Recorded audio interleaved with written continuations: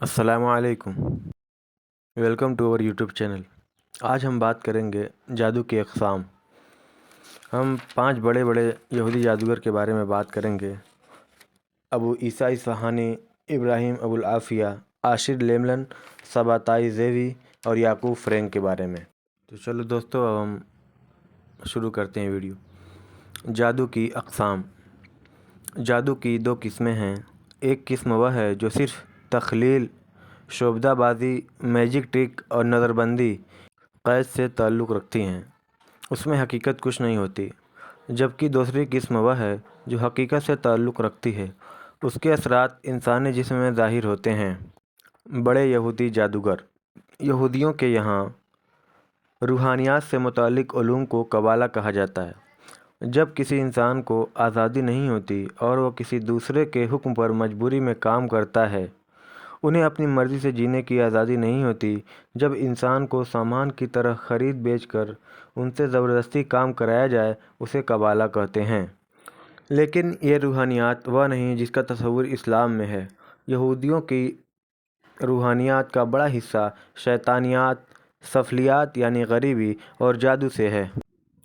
قبالہ وہ علم ہے جس میں انسانی ذہن کو قبضے میں کرنے کے تمام طریقے سکھائے جاتے ہیں: جادو کے ذریعے، کیمیا کے ذریعے، برقیاتی لہروں کے ذریعے، ہپنوٹزم کے ذریعے اور ٹیلی پیتھی کے ذریعے۔ قبالہ کی حقیقت یہودی مذہبی پیشواؤں ہی کو معلوم ہے۔ دیگر قوموں سے اس کو چھپانے کے لیے انہوں نے اس علم کی کئی اور ہم نام دنیا میں متعارف کرائے ہیں، مثلاً قبالہ وغیرہ۔ ان میں سے کون سا حقیقت ہے، اس کا جاننا خاصا مشکل کام ہے۔ یہودیوں میں ایک سے بڑا ایک جادوگر رہا ہے۔ انہوں نے اس شیطانی عمل کے ذریعے مسلمانوں کے اندر مختلف فتنہ پھیلائے ہیں اور طرح طرح سے مسلمانوں کو نقصان پہنچانے کی کوشش کرتے رہے ہیں۔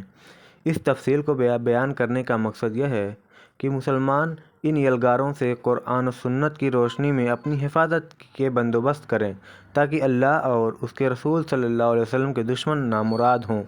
دوسری وجہ یہ ہے کہ ذہنی غلامی میں مبتلا ہونے کی وجہ سے ہم لوگ دنیا میں رونما ہونے والے حادثات اور واقعات کو صرف اسی نظر سے دیکھتے ہیں جس نظر سے اسلامی دشمن قوتیں ہمیں دکھانا چاہتی ہیں، جس کی وجہ سے ان حادثات سے عبرت پکڑنے کی بجائے ہم الٹے بے فکری گمراہی کا شکار ہوتے چلے جاتے ہیں۔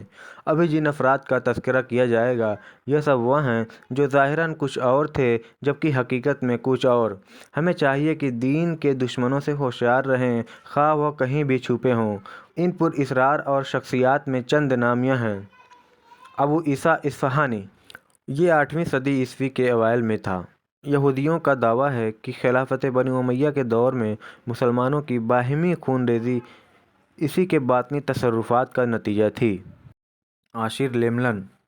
یہ 16ویں صدی میں اپنے باطنی تصرفات سے خلافت عثمانیہ کو تباہ کرنے کی کوشش کرتا رہا۔ اس کا دعویٰ تھا کہ وہ مسلمانوں کا خاتمہ کر کے بیت المقدس واپس دلوائے گا۔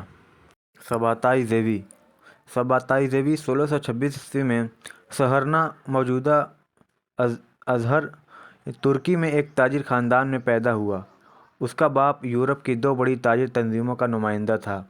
یہ خود بھی کامیاب تاجر تھا، عربی اور عبرانی زبان کا بڑا عالم تھا، نیز یہ قبالہ کا ماہر سمجھا جاتا تھا۔ یہودی اس کو بڑا زاہد و عابد تصور کرتے۔ سن 1648 عیسوی میں اس نے اپنے نبی ہونے کا دعویٰ کر دیا۔ اس کی شہرت اس وقت دنیا میں پھیل گئی جب مصر جا کر اس نے پولینڈ کی ایک خانہ بدوش یہودی فاحشہ عورت سے شادی کر لی۔ اس خبر نے تمام دنیا کے یہودیوں میں کوہرام مچا دیا۔ کسی عابد و زاہد یہودی نے عالم خانہ بدوش فاحشہ عورت سے یہود سے شادی کرنا یہودیوں کے یہاں ان کے مسیح کی نشانی تھی۔ چنانچہ وہ مسیح جس کا انہیں انتظار تھا، فاحشہ یہودن سے شادی کر چکا تھا۔ اس لڑکی کا دعویٰ تھا کہ اس کے ساتھ کے علاوہ کوئی اور شادی نہیں کر سکتا، لہٰذا خدا نے اس کو اس بات کی اجازت دی ہے کہ وہ مسیح کے آنے تک جس سے چاہے جنسی تعلق قائم کرتی رہے۔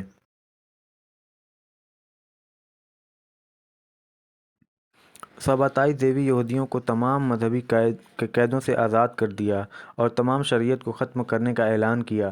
سباتائی زیوی یہودی تاریخ کا ایسا نام ہے جس نے یہودیت کو جڑوں سے اکھاڑ کر پھینکا اور ایک نئی تحریک جو تمام مذہبی قید و پابندیوں سے آزاد تھی کی بنیاد ڈالی۔ دور جدید صہیونی تحریک تھیوڈور ہرزل نے قائم کیا۔ در حقیقت اس کی بنیاد سباتائی نے ہی رکھ دی تھی۔